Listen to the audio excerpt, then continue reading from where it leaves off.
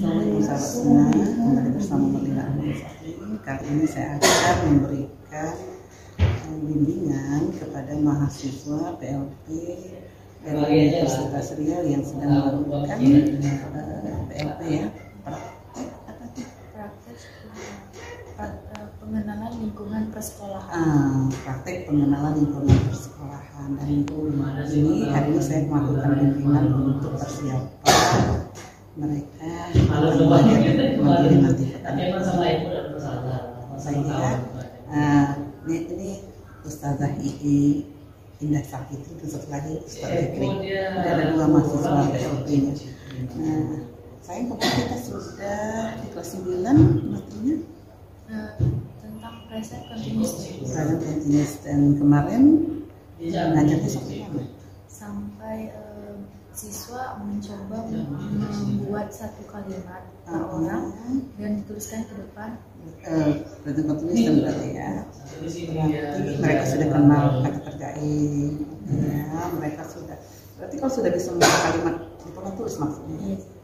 Jadi anak si anak punya kesempatan semalam sempat beberapa orang tapi sudah muat, mereka ngerti ya benar nggak ya mereka buat dibentuk benar ya alhamdulillah.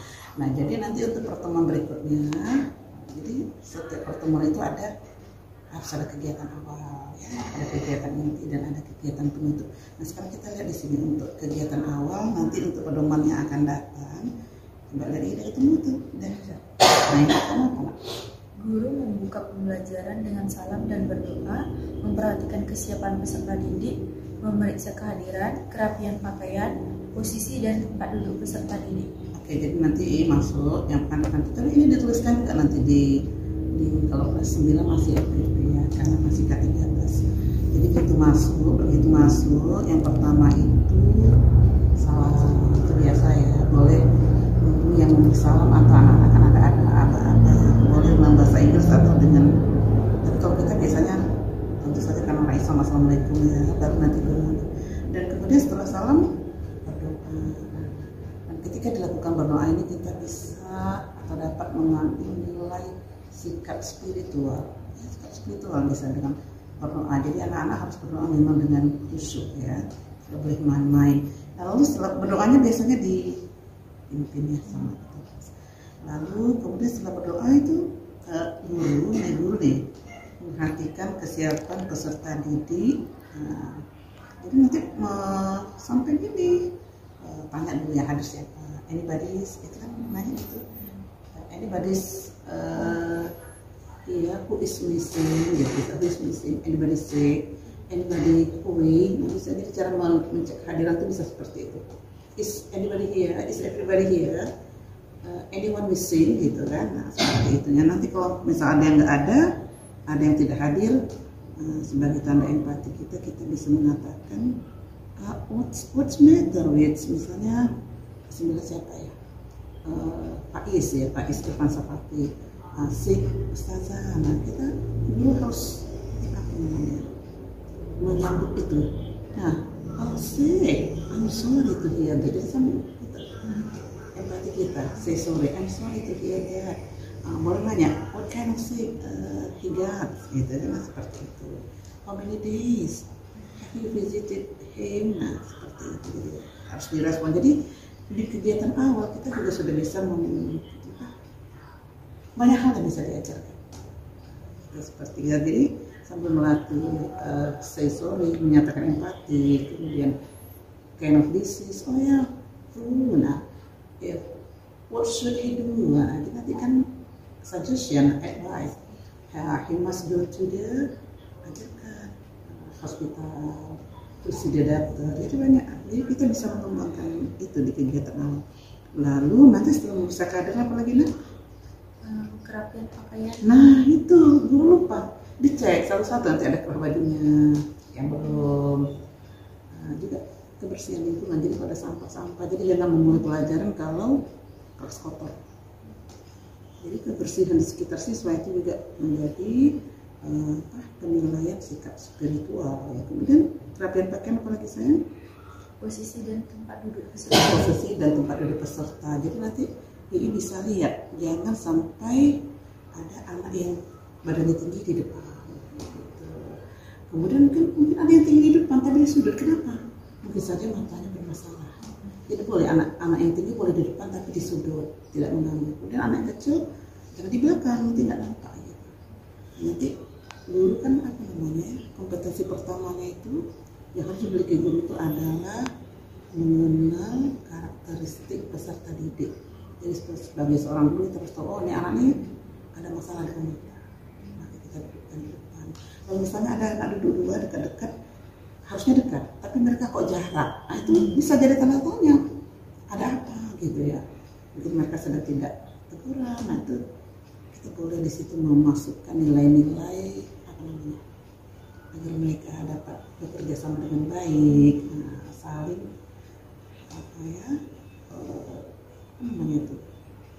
menghargai bahwa kita itu berbeda. Nanti harus ada yang ngalah gitu misalnya, nggak bisa nggak jadi belajar. Nah itu nanti akan mempengaruhi kondisi belajar. Jadi kalau guru biasanya anak-anak yang kita tahu ada bermasalah, kita dekatkan aja satu kelompok agar mereka nanti kebaikan kembali. Lalu setelah mencek tempat duduk, apalagi nak? Itu kegiatan awal banget ya, memberi salam, berdoa, memeriksa kondisi kelas, kemudian tempat duduk siswa, pakaian. Lalu apalagi saya yang kedua? Selanjutnya guru mengatur tempat duduk peserta didik dan mengkondisikan kelas agar proses pembelajaran berlangsung menyenangkan. Iya, jadi mungkin ada gambar yang miring, itu kita anukan. Misalnya ada jendela yang, kalau kebetulan kelas kita pakai air conditioner ya. Kalau memang tidak ada AC gitu, ada jendela ya itu harus begitu. Atau hujan misalnya harus hidupkan lampu. Jadi kondisinya memang harus menyenangkan untuk anak-anak. Apalagi saya yang ketiga, guru memotivasi peserta didik agar tetap memiliki semangat dalam proses pembelajaran. Nah, ini bukan kemarin tuh ya. Kan harus ya, jadi memotivasi itu. Jadi setelah selesai mengkondisikan, boleh kita motivasi anak-anak.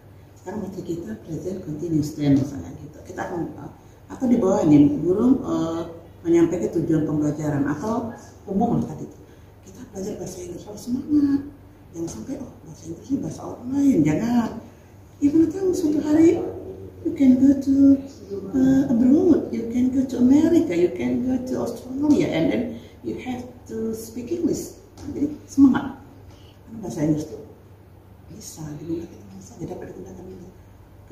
Kita kan ke Mekah ya, asik bisa bahasa Inggris, nggak tersesat ketika mau terjun kan semuanya kan pakai bahasa Arab, bahasa Inggris gitu. Jadi kasih motivasi seperti itu agar anak tetap bersemangat. Lalu sayang setelah memberi motivasi, guru menyampaikan tujuan yang ingin dicapai dalam proses pembelajaran. Nah itu perlu disampaikan. Jadi nanti kalau materi kita kemarin itu present continuous, dan maka menyampaikan tujuannya seperti apa? Untuk membuat Dear, today we want to study about present continuous tense. Itu sampaikan sama anak-anak. Lalu itu ya. Nah, I want you sampaikan. Satu, dapat mengenal kalimat-kalimat yang memakai pola present continuous tense. Itu yang pertama. Dua, dapat membedakan kata kerja. Berarti pertama, kedua, kata kerja. Itu sampaikan. Jadi ini harus kalian capai. Nah, kalau bisa membedakan atau bisa mengenal, ini bisa membedakan kata kerja berarti tercapai. Lalu kalau ada berapa tujuannya kita pada hari itu, karena nanti kan berapa banyak tujuan kan untuk satu pertemuan, tidak mesti semua. Nah, mungkin setelah mengenal pola present continuous tense, Ustazah mau kalian semua nanti bisa membuat kalimat present continuous tense dalam bentuk positif. Nah, sampai situ ada mungkin 3 cukup ya. Nah, seperti itu. Lalu setelah menyampaikan tujuan apa lagi nak? Menyiapkan segala peralatan yang akan digunakan dalam proses pembelajaran. Itu jadi setelah menyampaikan tujuan nanti cek. Ini mana bukunya sudah di meja belum gitu ya. Itu apa penanya mana gitu. Lalu kamusnya sudah disiapkan belum gitu. Apa? Buku latihannya mana? Buku catatannya mana? Jadi semua sudah harus. Jadi sebelum mulai semua yang diperlukan sudah berada di atas meja. Oke, lagi saya berikutnya. Guru melakukan persepsi dengan bertanya tentang pengalaman peserta didik saat belajar bahasa Inggris. Nah, itu kalau persepsi itu apa ya? Persepsi itu mengaitkan materi-materi yang ada hubungannya dengan materi yang akan kita ajarkan. Jadi kalau nanti present continuous tense, persepsinya apa? Kata kerja, ya. Maka kalau sudah belajar simple present tense dulu, boleh itu jadi persepsi. Misal simple present tense, I go to school every morning, itu bisa. Nanti polanya subjek, kata kerja pertama every morning. Nah sekarang kata kerja pertama. Nah kemarin kan sudah belajar kata kerja ini tuh ya. Nah, nanti present continuous tense itu adalah kalau simple present tense itu menyatakan perbuatan yang merupakan kebiasaan, atau kebenaran secara umum. Nah maka present continuous tense itu menyatakan bahwa pekerjaan itu sedang dilakukan. Nah jadi kalau kemarin I go to school every morning, nanti kalau sudah I'm going to school every morning. Nah seperti itu. Nah seperti apa kita akan lihat di pelajaran berikutnya. Itu misalnya seperti itu persepsinya. Bisa seperti itu. Nanti kalau misalnya ngajarkan sebelumnya apa ya? Prosedur tag ya. Nah kalau ngajarkan misalnya membuat apa kemarin ya, fried rice ya. Nah, fried rice kemarin persepsinya apa nak? Kan kita mengajarkan bagaimana buat. Nah, kalau kemarin persepsinya lupa ya. Apa bilangan ya, number. Sekarang nanti kita akan jadi persepsi itu kan kita ada belajar numbers kelas 7, ini kan materi kelas 9. Kemudian nanti kata benda yang bisa dihitung. Kenapa? Karena nanti ada pakai piring. Kemudian ada nanti kata benda yang nggak bisa dihitung. Kenapa? Nanti buat rice, karena bikin nasi goreng kan. Nah, nanti apa lagi yang dibutuhkan itu? Jadi ibu itu dulu. Jadi persepsinya bisa itu. Bisa seperti itu ya. Atau makanan. Kita kan mau buat fried rice. Can you say another name of food? Ya kemarin apa itu? Food ya. Jadi mungkin anak jawabannya nanti jawaban yang akan kita harapkan dari anak-anak itu misalnya apa nanti misalnya. Ini kan kita anak-anak kita harapkan jawab apa nanti? Do you know the name of the food misalnya gitu. Kira-kira ingin anak-anak jawabnya apa? Satay, oke, what else? Noodle gitu ya. Nah kalau mereka jawab fried noodle itu sudah dekat itu. Nah kalau misalnya materinya fried rice, today, nah sampaikan tujuan pelajaran today, we want to learn about how to make fried rice. Nah kalau fried noodle tadi apa yang kita butuhkan? Nanti kalau fried rice apa? Jadi nanti persepsi itu akan mengiring anak-anak ke gitu apa menghubungkan. Mereka sudah punya sesuatu di kepalanya, membuat mereka lebih mudah. Ya, jadi setelah persepsi apalagi saya yang terakhir. Guru mengajukan pertanyaan lebih dalam untuk mengarahkan ke topik yang ini perlu. Jadi kalau present continuous tense seperti itu. Nah, misalnya perempuan misalnya Mutia, what are you doing? Duduk ustazah. Nah, what is duduk? Sit. Sedang duduk. Tambahin. Sitting. Nah, coba you jawab. Saya sedang duduk. I'm sitting now. Nah, jadi kamu harus seperti itu. Ya, I'm sitting now. Melinda, what are you reading? Reading Al-Quran. Jadi mengarah anak kita akan belajar materi-materi seperti itu. I'm reading Al-Quran. I'm sitting now. Macam-macam. Tapi yang sedang dilakukan anak-anak pada saat itu. What are you holding, Izuha? Misalnya itu sesuatu ya. What are you holding in your hand? I'm holding a pen misalnya. Seperti itu. What are you talking about with Aura, Aisyah misalnya? Kalau mereka sedang bicara, kira seperti itu. Nah, itu dia kegiatan kira-kira. Nah nanti ini boleh ditambahkan. Nah misalnya kita kan mengajar itu transparan. Misalnya, Ustazah kan sudah sampaikan tujuannya ini. Nah nanti penilaiannya adalah boleh disampaikan. Ustazah penilaiannya 2. Misalnya penilaian proses ketika anak-anak aktif di kelas. Satu lagi penilaian setelah pembelajaran selesai. Penilaian nanti Ustazah akan memberikan misalnya soal dalam bentuk pen and paper test. kertas, misalnya membuat kalimat-kalimat seperti itu. Jadi ada nanti nilai untuk pengetahuan, ada juga nilai untuk keterampilan. Nilai pengetahuannya nanti seperti ini, mungkin ada sebuah dialog, di dalamnya ada kalimat-kalimat present continuous, ada pertanyaan mengenai itu. Nah, nanti untuk nilai keterampilannya mungkin anak-anak akan membuat beberapa kalimat present continuous mungkin dalam bentuk positif, negatif, dan tanya. Itu boleh disampaikan. Nah, kita transparan, jadi anak-anak tahu apa yang dituju. Jadi sudah tujuan sampai materinya, sampai penilaian seperti itu. Sudah selesai ya sayang? Baru nanti masuk. Jadi kalau kemarin sudah sampai ke situ, berarti untuk pertemuan berikutnya, berarti mereka sudah kalimat positif ya. Maka kalimat positif pada present continuous tense bisa menjadi persepsi. Jadi setelah menyampaikan semua, nanti tujuannya begini sayang, kalau kemarin kita sudah belajar kalimat positif pada present continuous tense, maka pada pertemuan kita kali ini kita akan lihat bagaimana bentuk negatif dari kalimat tanya dari present continuous tense itu. Dan nanti mungkin kalau waktunya memungkinkan, kalau sempat atau pada pertemuan selanjutnya kita akan menggunakan kata-kata tanya di present continuous tense gitu ya. Nah, seperti itu. Saya udah itu aja pesan-pesan itu ngajar lah itu. Nanti ingat ngajar tuh harus ada persiapan. Seperti kemarin Ustaz bilang harus ada teaching note-nya. Walaupun kita sudah punya RPP, ada teaching note-nya kira-kira seperti itu. Nanti kira-kira bisa gini nak cari untuk apa kegiatan awalnya itu, atau di kegiatan awal tuh mencari dialog, putar videonya bisa seperti itu. Dan itu lebih menarik. Audio dia dengar, kemudian dia visual. Jadi audio visual itu lebih menarik daripada kita bicara-bicara aja. Bicara itu kan verbal. Nah itu lebih menarik. Nanti kalau nanti ambil video misalnya seperti itu harus di apa namanya? Jadi anak-anak mengamati dulu. Kalau ada metodenya 5M. M1 ngamati, dia ngamati video. Nah nanti mungkin sebelum mengamati video ada perintahnya saya misalkan akan show you video, you have to listen to the video. Nah ini mau apa? Hanya listen saja, oke begitu. Tapi I want you to identify a verb in that video. Berarti anak-anak sambil dengar video dia sudah membuat megang pena, megang buku latihan dan dia identify. Nah ini mau berapa? Misalnya I just want you to identify at least 2 verb in. Jelas.